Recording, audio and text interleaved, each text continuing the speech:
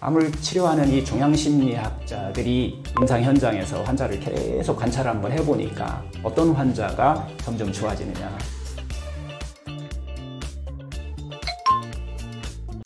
똑같은 치료를 하는데 왜 누군 낫고 누군 낫지 않을까요? 똑같은 진단을 받은 대로 환자한테 똑같은 치료를 한번 해본 거예요. 그렇게 해도 점점 좋아지는 환자도 있는데 반해서 점점 나빠져서 죽음을 맞이하는 환자들도 있잖아요. 이거에 대한 이 차이는 도대체 왜 생기는 걸까요? 이것은 뭐 환자들도 당연히 궁금하시겠죠. 하지만 의사들도 궁금해요. 이 질문에 대한 답이 상당히 많이 연구가 돼요. 그래서 특히 종양심리학자들에 의해서 연구가 되는데요. 임상에서 실제적으로 이제 밝혀지는 내용들인데요. 암을 치료하는 이 종양심리학자들이 임상 현장에서 환자를 계속 관찰을 한번 해보니까 환자의 살아가는 자세, 즉 우리가 살아가는 자세가 큰 영향을 미치고 있더라는 거예요. 우리가 치료나 치유나 뭐 이런 과정에 상당히 큰 영향을 미치고 있다라고 하는 것을 알게 된 거예요. 어떤 환자가 점점 좋아지느냐? 희망을 가지고 일상생활을 하는 환자예요. 이런 환자들이 절망감에 빠져 있는, 그렇게 하면서 치료에 임하고 있는 환자에 비해서 훨씬 경과가 좋다는 것이 밝혀지게 되는 거죠. 치료나 어떤 인생에 대해서 좋은 의미를 가지고서 어떤 긍정적인 자세를 가지고서 살아가는 것이 건강한 삶, 치료의 차이까지도 가져온다라고 하는 거예요. 동양에서는 옛부터 심신일여라는 말이 있잖아요. 몸과 마음이 하나다라는 뜻이죠. 병은 마음으로부터 시작된다라고 하는 거예요. 이게 이제 현대의학에서도 우리 정신 상태가, 어떤 심리 상태가 신체에 어떤 영향을 미치고 있는지에 대해서 다양한 연구들이 이제 이루어지고 있고요. 어느 정도는 다 밝혀진 것 같아요. 특히 이제 정신신경면역학이라는 학문이 있어요. 교과서에가 있는데요. 이런 새로운 학문들이 이런 답을 좀 다 가르쳐 주고 있는데요. 어떤 스트레스가 신체에 어떤 영향을 미치고 있는지 다 이제 과학적으로 좀 밝혀지고 있는 거죠. 결론적으로 이야기하면 이 같은 치료를 해도 누구는 낫고 누구는 낫지 않는 이유는 결국 상태가 좋아지는 환자는 어떤 삶의 희망이라고 할까요? 꿈을 갖고 있다라고 하는 거예요. 이 삶의 희망과 꿈을 이루기 위해서 오늘 하루하루 어떤 살아가는 보람이라 할까요? 뭐 이런 것들을 느끼며 살고 있더라는 거예요. 그리고 그런 꿈을 만들기 위해서 그런 노력을 하고 있었더라는 거죠. 상태가 점점 악화되는 환자는 이런 희망과 꿈이 없는 사람들이었다는 거예요.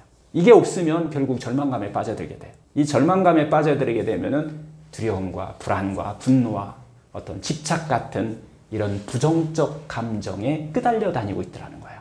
이렇게 살고 있는 사람들이 낫지 않는 사람이라는 거예요. 결국 이런 사람들은 암과 싸우지 않고요. 부정적 감정과 계속 싸우고 있으면서 자기의 에너지를 다 소모하고 있더라라고 하는 것이 학문적으로도 이제 밝혀지게 되는. 그래서 지금은 이걸 어떻게 부정적 감정에서 건전한 감정으로 바꿀 것인지, 이런 치료법들이 현대의학에서 지금 이제 적극적으로 좀 사용되고 있습니다. 내가 부정적 감정에 끌려다니는지 알 수 있는 방법이 있을까요? 일단은 이런 부정적 감정이 올라올 수는 있어요. 그래서 특히 이제 암 환자들은 7가지 부정적 감정에 대해서 해결하는 방법을 이제 현대의학에서 많이 활용하고 있는데요. 7가지 부정적 감정은 첫 번째 두려움, 두 번째가 절망감, 세 번째가 불안, 분노, 자책감, 죄책감, 배신감, 외로움, 우울감, 이런 것들이 이제 부정적 감정이면서 암을 더 나쁘게 만드는, 암세포를 성장시키는 것이다 라고 하는 것이 정신신경면역학이라는 책에 이제 나오게 되는데요. 결국은 이런 것들을 본인이 어떻게 이게 알 수 있느냐 하면은 수치를 좀 이렇게 나누시면 좋아요. 그래서 수치를 1부터 10까지 하는데 10은 거의 죽을 것 같은 느낌이에요. 한 7 정도 되면은 이때부터는 이제 상당히 이 암세포에 그 병에 영향을 미치고 있는데요. 7의 기준은 어떤 거냐면 친구하고 얘기하고 있는데요. 자꾸 생각이 나요. 그 생각이 나요. 그 다음에 내가 밥을 먹고 있는데도 또 그 생각이 나요. 또 잠을 자고 있는데도 자꾸 그 생각이 나요. 그래서 결국은 신체적으로 어떤 현상들이 나타나나요? 불면을 만들기도 하고요. 또 만성 피로를 또 만들기도 해요. 만성 피로와 불면 같은 것이 나타나면은 이런 부정적 감정에 빠져 있는지 한번 확인해 볼 수가 있어요. 그리고 또 하나는 금방 생겼다 사라지는 건 문제가 되지 않아요. 질질 끄는 것이 문제예요. 7 이상이 계속 지속적으로 계속된다라고 하면은 이런 것을 기준으로 해서 내가 내 스스로 암세포를 키우고 있구나라고 이렇게 알아차림하는 것이 중요합니다. 암 환자 주변 사람들이 암 치료에 미치는 영향이 있나요?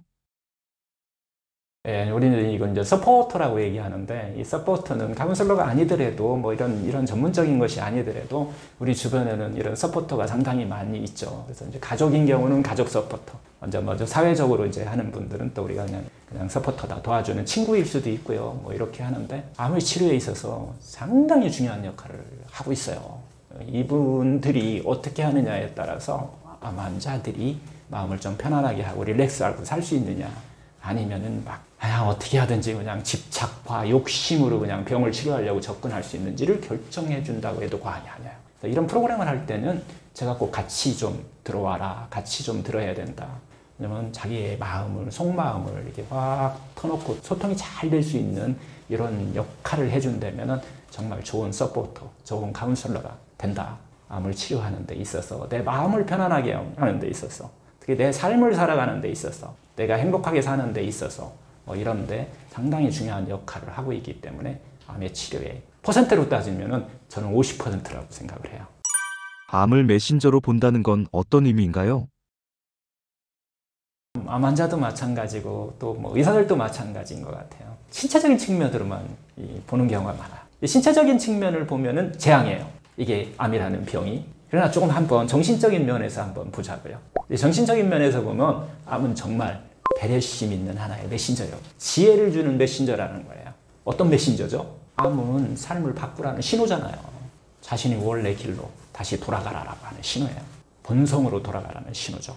기쁘고 행복하게 사는데 그렇게 살아라고 하는 신호라는 거예요. 대부분 사람들이 암이라고 하는 것을 어떤 아픔이나 고통을 주는 공격자다라고 하는 이미지가 강하게 박혀 있다는 거죠. 그렇지만 우리가 이제 암이라는 병이 어느 날 불쑥 찾아오는 그런 것이 아니잖아요. 그러다 보니까 이 암이라는 병이 없으면 그렇게 마지막까지 그렇게 막 열심히 살다가 이렇게 우리가 보통 가는 경우가 되게 많아요. 결국은 고통과 어떤 아픔만을 주는 것이 아니다라고 하는 그런 의미인데요.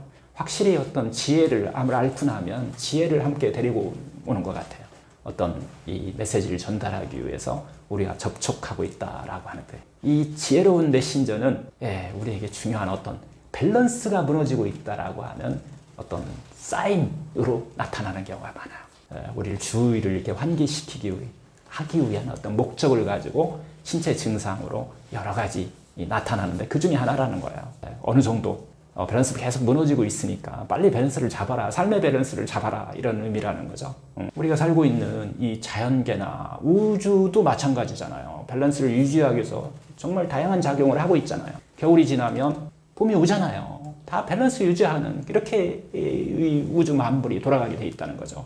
우리 인간도 마찬가지로 각자 자기 자신의 밸런스를 잡고 원래 자신으로 돌아가기 위한 어떤 작용을 하고 있다라는 거예요. 그게 무너졌을 때 결국 암이라는 것은 좀 더 행복하게 살으라고 하는, 밸런스를 잡으라고 하는 이런 사인으로 온다라고 하는 거죠. 우리가 병에 걸리는 것은 어떻게 보면 자기 자신의 밸런스를 되돌리기 위한 신체의 어떤 부정적인 작용의 하나일 뿐이에요. 그래서 몸은 밸런스를 유지하고자 하는 이런 메시지라는 거죠. 뭐 암에만 해당되는 것은 아니겠죠. 다양한 많은 모든 병에도 마찬가지로 작용을 하고 있다라고 보는 겁니다.